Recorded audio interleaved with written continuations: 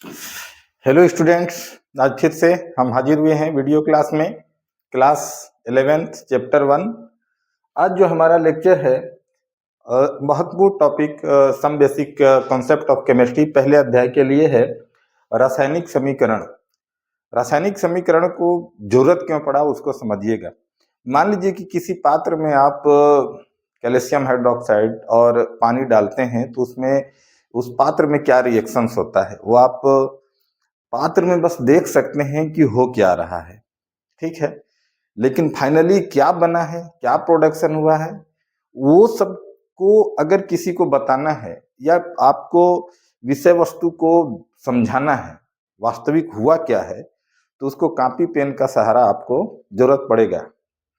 तो जब copy pen का जरूरत पड़ेगा तब वहां पास होने वाली उस पात्र में अभिक्रियाओं को दर्शाने के लिए सूत्र और संकेतों द्वारा दर्शाने की जो विधि है उसी को हम क्या बोलते हैं, रासायनिक समीकरण बोलते हैं।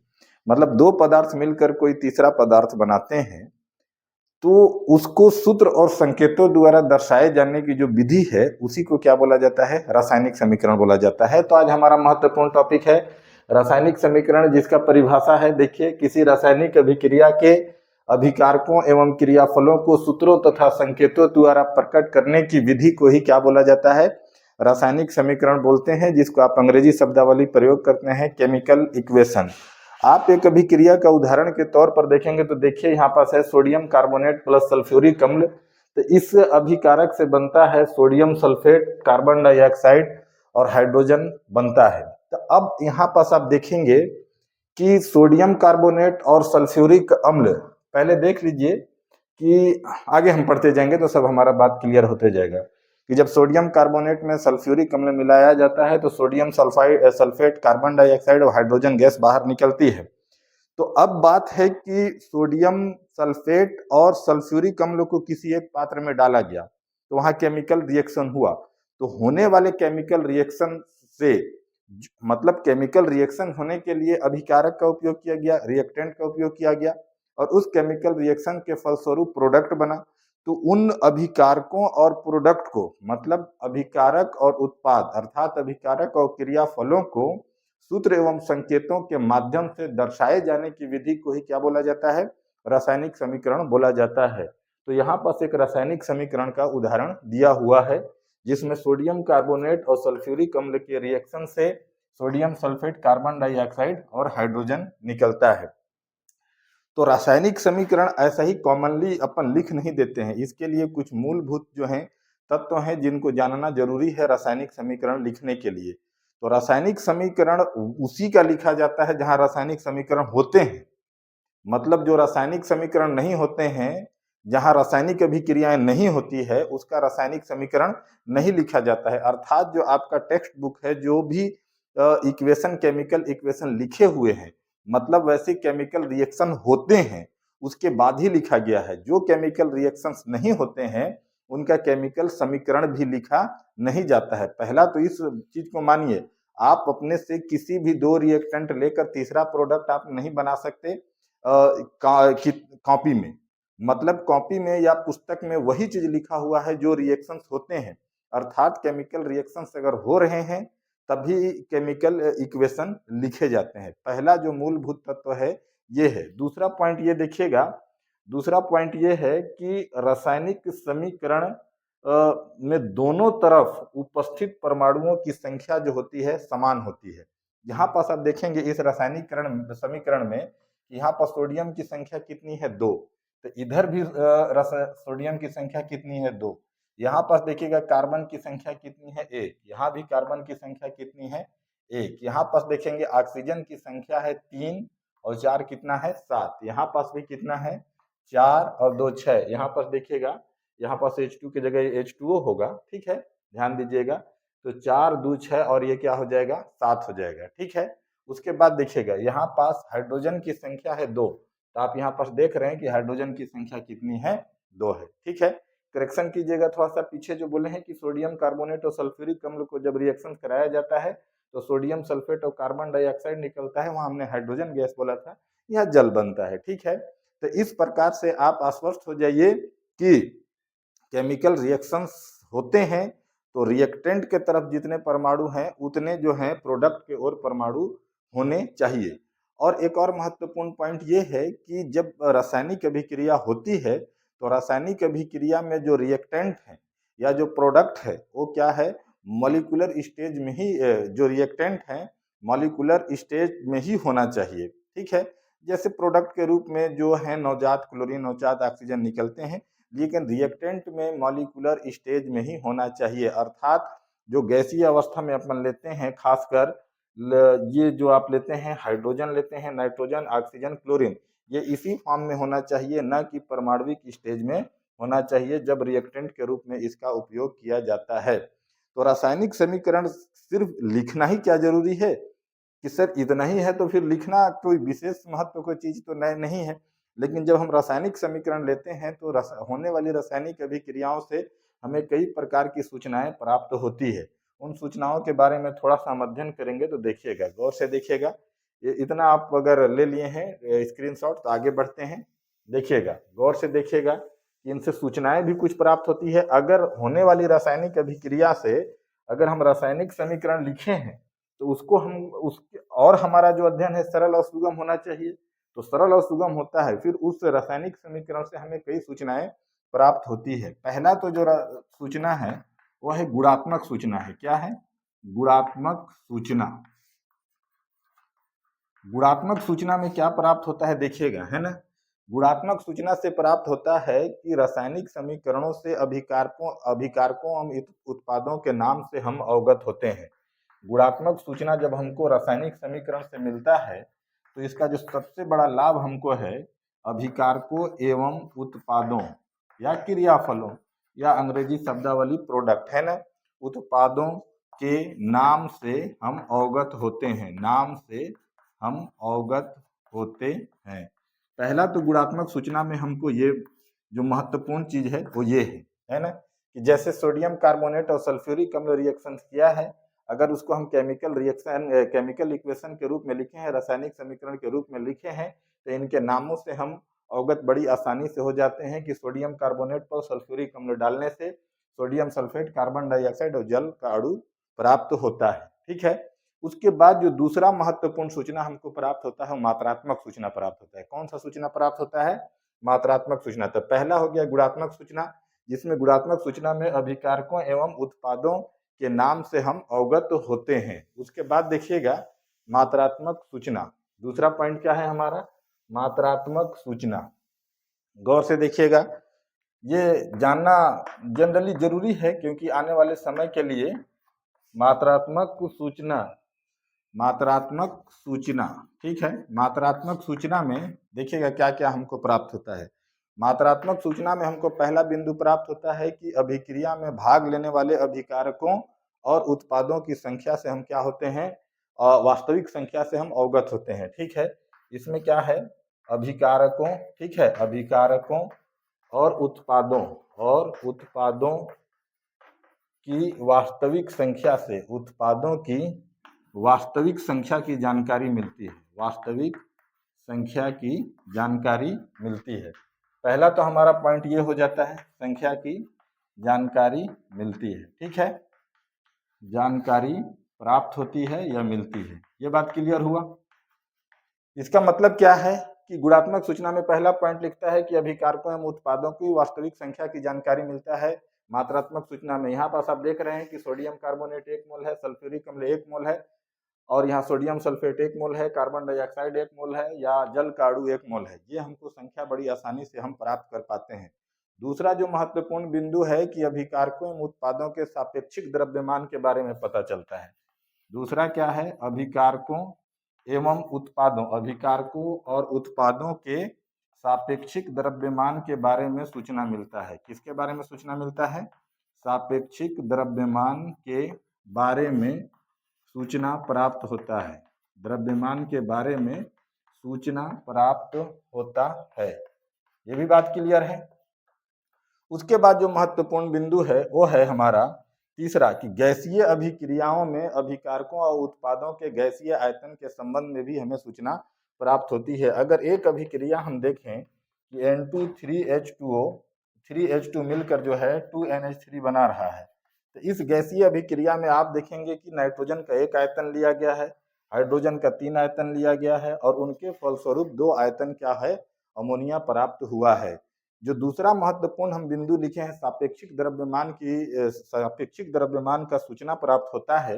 तो सापेक्षिक द्रव्यमान की सूचना के लिए इस अभिक्रिया का अगर हम थोड़ा अध्ययन करेंगे तो हमको डिटेल जानकारी प्राप्त हो जाएगा। आप देख सकते हैं यहाँ पास, गौर से देखेंगे कि सापेक्षिक द्रव्यमान का सूचना किस प्रकार से प्राप्त होता है। तो देखिएगा, सापेक्षिक द्रव्यमान का सूचना, तो यहाँ पास आप देखिए कि सोडियम की संख्या है 2 और एक सोडियम का एटॉमिक मास होता है 23। तो ये 2, ये कार्बन है आपका 12 और ऑक्सीजन हो जा रहा है आपका 48। तो ये हो जा रहा है 23 दूना 46 और ये हो जा रहा है 12 और ये क्या है आपका 48 है।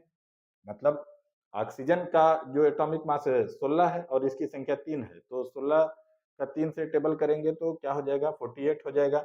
इसको जब ऐड करेंगे तो क्या हो जाएगा, देखिएगा ये 46 और ये 2 6 2 क्या हो जाएगा, ये 8 हो जाएगा और 4 1 5 ये हो जाएगा, शेष 8 बचता है। तो यहाँ पर देखेंगे 8 8 क्या हो जाएगा, 16 5 4 9 10 106 AMU या U, ये इसका द्रव्यमान आ रहा है। सल्फ्यूरिक अम्ल का करेंगे तो हाइड्रोजन का एटॉमिक मास 2, सल्फर का 22 और ऑक्सीजन की संख्या 4 है और 16 होता है, तो ये 64 हो जाएगा।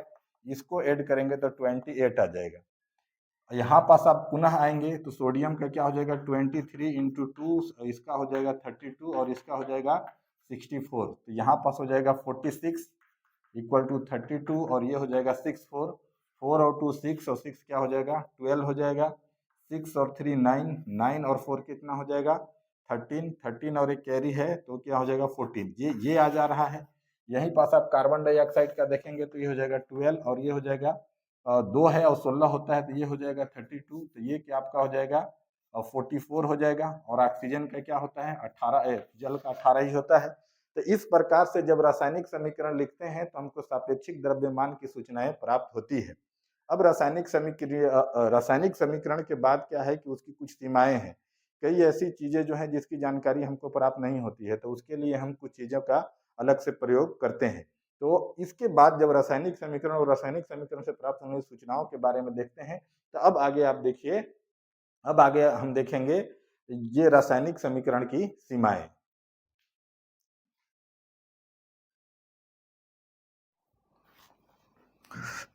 तो हम बात कर रहे थे कि रासायनिक समीकरण से जो सूचनाएं मिल जाती हैं, तो कुछ ऐसी सूचनाएं हैं जो हमको प्राप्त नहीं होती हैं। मतलब रासायनिक समीकरण की कुछ सीमाएं हैं, तो उनका कुछ निराकरण भी किया गया है। तो रासायनिक समीकरण की सीमाएं क्या हैं, गौर से देखिएगा। पहला देखिए क्या लिखता है कि अभिकारकों एवं उत्पादों की भौतिक अवस्था के बारे में, कि अभिकारक जैसे अब रिएक्टेंट जो है प्रोडक्ट में कन्वर्ट हो गए, लेकिन कितना कन्फर्म है कि उसकी भौतिक अवस्था क्या है जब रासायनिक समीकरण के रूप में लिखा गया। आपने तो कॉपी पर स्याही से लिख दिया है, तो उसमें तो आपको ठोस द्रव या गैस दिख नहीं रहा है। तो उस रासायनिक समीकरण को, इस समस्या को क्लियर करने के लिए हमने रासायनिक समीकरण के जो मॉलिक्यूल हैं या जो पदार्थ हैं, उसमें हमने सॉलिड, लिक्विड, एक्वस और गैसीय लिखने का प्रथा शुरू किया। ठीक है, जैसे मान लीजिए कि एक रासायनिक अभिक्रिया है, जैसे एक रासायनिक अभिक्रिया में लिखता हूं कैल्शियम कार्बोनेट। कैल्शियम कार्बोनेट एक रिएक्टेंट है और जब इस पर HCl डाला गया, क्या डाला गया HCl डाला गया, तब जो क्रियाफल बनता है, वो क्रियाफल बनता है कैल्शियम क्लोराइड CaCl2 और क्या बनता है, जल बनता है। और क्या बनता है, नजदीक लिख देता हूं, जल बनता है और क्या बनता है, और बनता जो है, और आपका बनता है कार्बन डाइऑक्साइड। तो यहाँ पर देखने की बात है कि जब ये रासायनिक समीकरण लिखा गया, तो यहाँ से इसका भौतिक अवस्था का अंदाजा नहीं लगाया जा सकता है।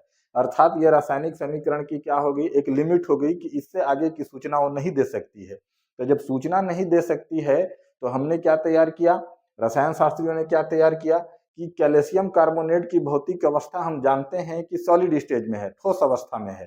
तो यहाँ पर रासायनिक समीकरण लिखते समय यहाँ छोटे से ब्रैकेट में S लिख दीजिए। मतलब इसका आशय हो जाएगा रासायनिक समीकरण लिखते समय कि कैल्शियम कार्बोनेट को ठोस अवस्था में लिया गया है और जो HCl है वो जल में घोल कर लिया गया है।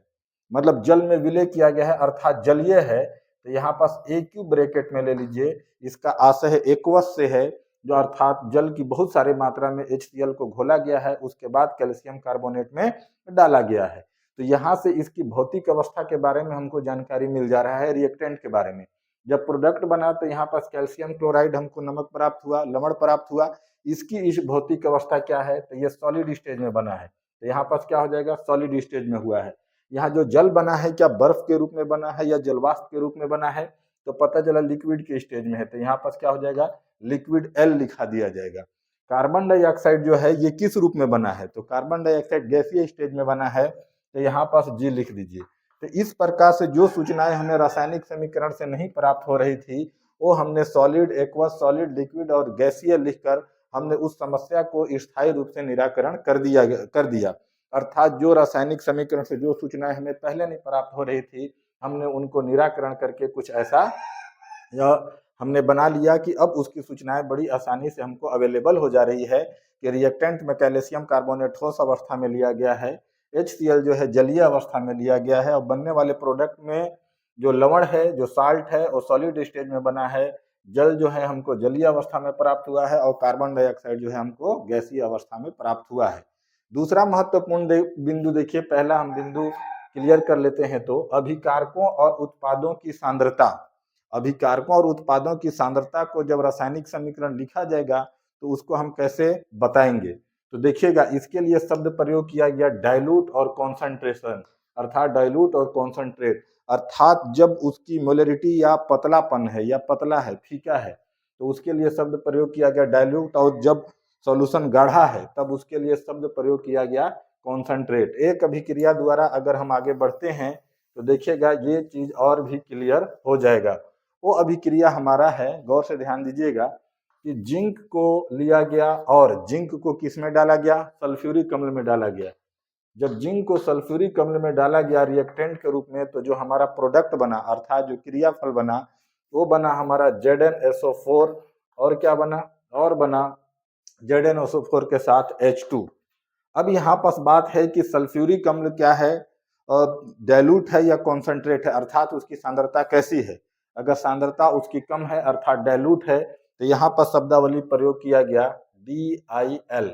इससे ये क्लियर हो जाता है कि जो अभिकर्मक लिए गए हैं, जो रिएक्टेंट लिए गए हैं, जो जिंक सल्फ्यूरिक अम्ल में जो जिंक डाला गया है, वह सल्फ्यूरिक अम्ल डाइल्यूट है, अर्थात उसकी सांद्रता कम है, मतलब काफी इसमें पानी या सॉल्वेंट डाला गया है।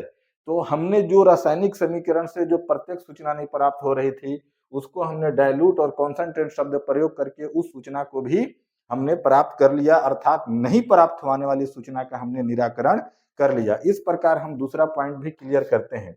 तीसरा पॉइंट है कि ताप, दाब और उत्प्रेरक की परिस्थितियां। तो ताप और दाब और उत्प्रेरक की परिस्थितियां करते हैं, तो जनरली जो अभिक्रियाएं होती है, अगर कुछ नहीं कहा गया है, तो NTP पर होती है, नेचुरल नॉर्मल टेम्परेचर और प्रेशर पर वो अभिक्रिया संपन्न हुई है।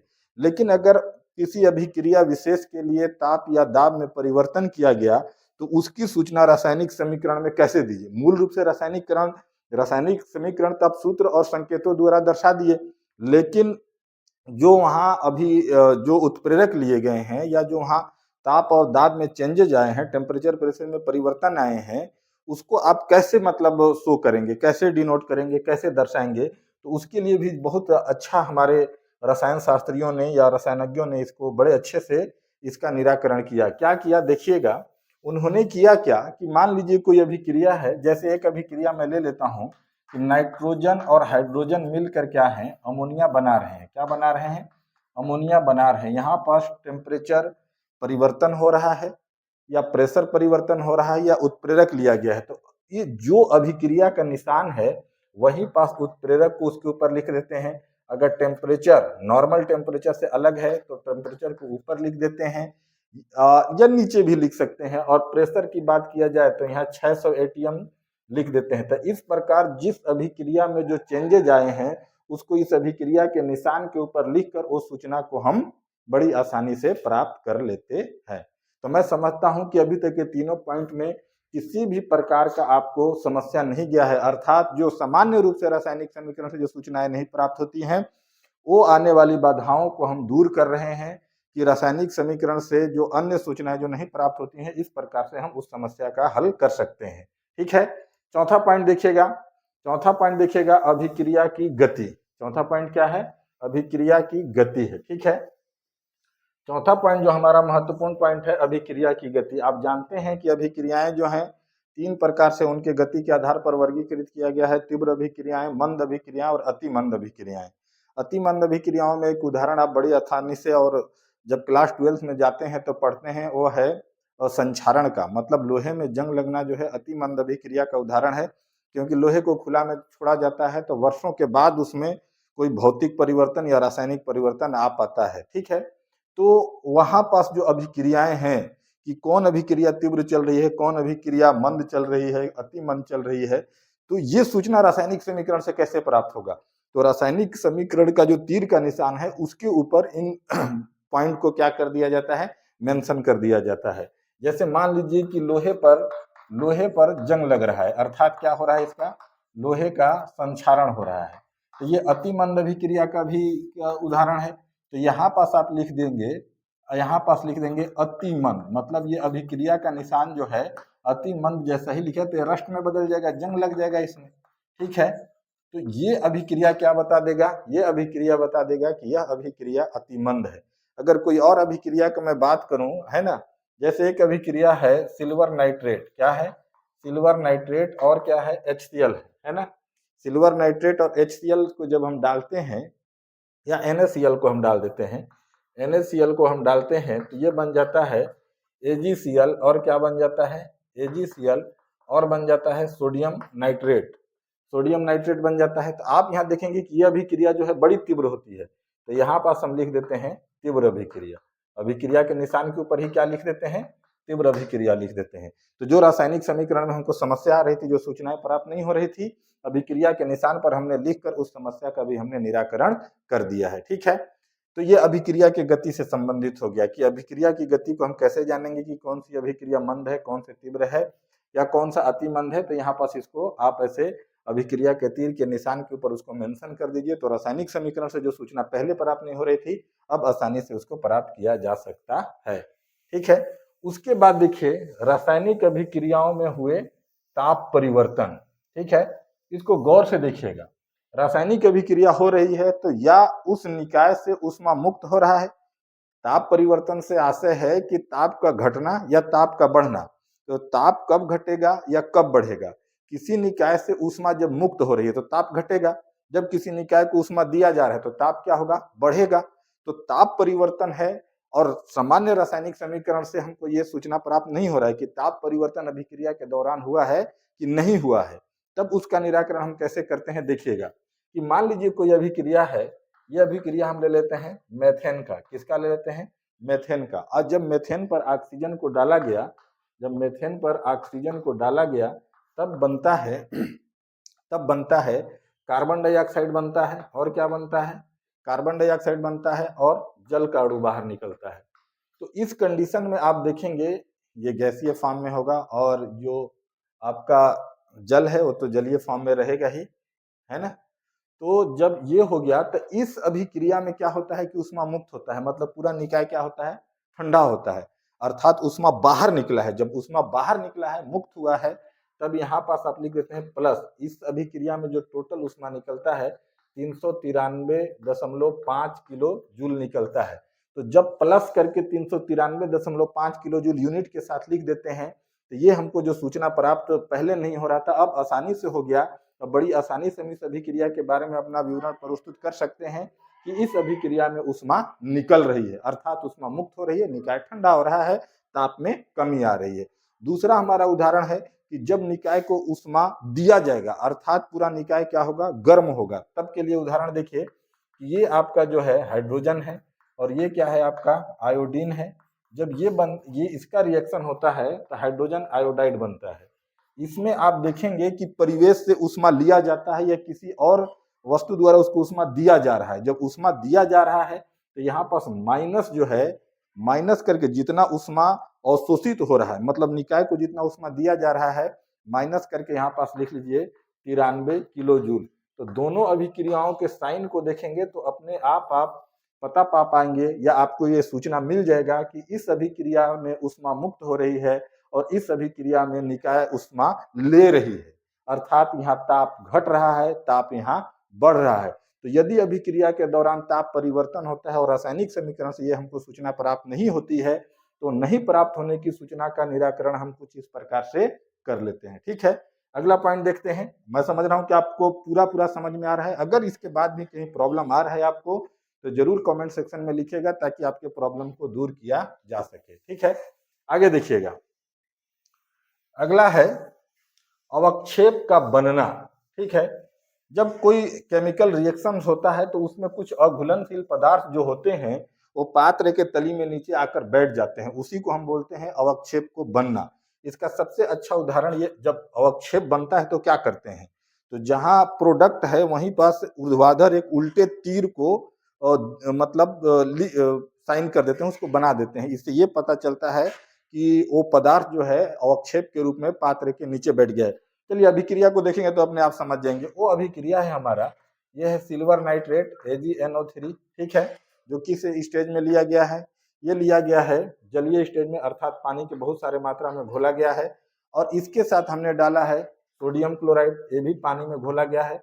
यहाँ AQ लिखा गया है, मतलब जलीय अवस्था में लिया गया है। तब बन जाता है AgCl। ठीक है, सिल्वर क्लोराइड बन जाता है। क्या बन जाता है, सिल्वर क्लोराइड सॉलिड स्टेज में बनता है। क्या में बनता है, सॉलिड स्टेज में। और जो शेष बन गया ये NaNO3 हो गया, ये जलीय स्टेज में ही रहेगा। ठीक है, तो ये जो सोडियम सिल्वर सिल्वर क्लोराइड जो है ये उस विलयन में अघुलनशील पदार्थ के रूप में तली के रूप में बैठ जाता है। तो यहाँ पास क्या आ जाता है, उल्टे तीर द्वारा इसको ऐसे यहाँ पर शो कर दिया जाता है। तो जैसा ही रासायनिक समीकरण को लिखेंगे और ये ऊर्ध्वाधर तीर को उल्टे दिष्ट कर देंगे, तो इसका आशय है या इससे ये सूचना प्राप्त होता है कि सिल्वर क्लोराइड जो है ठोस अवस्था में पात्र के तली में जम गया है। यही क्या है, प्रेसिपिटेट है, अवक्षेप के रूप में नीचे ये जम गया है। ठीक है, अगर पात्र के रूप में देखेंगे तो यहाँ पर देखिएगा यह नीचे जो है ठोस अवस्था में ये जो है AgCl जम जाएगा, AgCl ये जम जाएगा और पूरा जो NaNO3 है जलीय अवस्था में पूरा पात्र के ऊपर क्या रहेगा, तैरता रहेगा। ये सूचना आपको रासायनिक समीकरण लिखने से प्राप्त नहीं होती है, तो इस निराकरण को ऐसे किया गया उल्टे तीर से दर्शा के। ठीक है, अगला पॉइंट जो है हमारा वो है किसी रासायनिक अभिक्रिया में गैस का निकलना। कोई रासायनिक अभिक्रिया हो रही है, गैस निकल रहा है, तो जब रासायनिक समीकरण लिख रहे हैं तो उसको प्रदर्शित कैसे करेंगे। तो एक उदाहरण लेते हैं, इसको ऊर्ध्वाधर तीर ऊपर की ओर दिष्ट कर देंगे। गैस अगर निकल रहा है तो तीर को ऊर्ध्वाधर कहाँ कर देंगे, ऊपर की ओर दिष्ट कर देंगे। एक उदाहरण ले लेते हैं तो सब क्लियर हो जाएगा। ये मैग्नीशियम है जो सॉलिड स्टेज में है। ठीक है, इसमें आप डालिए हाइड्रोजन क्लोराइड, 2 मोल HCl डालिए। क्या डालिए, HCl डालिए। कौन सी अवस्था में है, जलीय अवस्था में है, तो AQ लिख दीजिए। और जैसा ही आप करेंगे तो यहाँ मैग्नीशियम क्लोराइड सॉलिड अवस्था में आपको एक और लवण प्राप्त होगा और यहाँ पास जो है हाइड्रोजन गैस जो है बाहर निकलेगा, पात्र से बाहर निकलेगा। तो बाहर निकलेगा इस साइन को बताना है, तो यहाँ पर ऊर्ध्वाधर ऊपर की ओर तीर को, दिष्ट तीर को हम लगा देते हैं, जो ये बताता है कि गैस जो है बाहर निकल रहा है। इसका महत्वपूर्ण और लास्ट बिंदु जो है उत्क्रमणीय अभिक्रिया के लिए। उत्क्रमणीय अभिक्रिया का आशय है कि अभिक्रिया दोनों दिशाओं में संपन्न हो रही है। तो मान लेते हैं कि एक रिएक्टेंट है A और B है जो C और D बना रहा है। क्या बना रहा है, C और D, और C और D पुनः मिलकर A और B बना रहा है। तो ऐसे अभिक्रियाओं को क्या बोला जाता है, उत्क्रमणीय अभिक्रिया बोला जाता है। तो तीर के निशान को दोनों तरफ कर दिया जाए। ठीक है, तीर के निशान को कर दिया जाए दोनों तरफ, तो ये क्या हो जाएगा, उत्क्रमणीय अभिक्रिया का साइन हो जाएगा। पहला वाला जो तीर है वो अग्र अभिक्रिया को शो करेगा और दूसरा वाला जो तीर है वो पश्च अभिक्रिया को शो करेगा। तो जो रासायनिक समीकरण से हमको सूचनाएं प्राप्त नहीं हो रहे थे उसको आसानी से हम निराकरण कर लिए हैं। अगर ये वीडियो आपके लिए उपयोगी है तो अंसारी एजुकेशन चैनल को लाइक कीजिए, सब्सक्राइब कीजिए, और अगर कोई प्रॉब्लम है तो कमेंट सेक्शन में जरूर लिखिए। Thank you very much.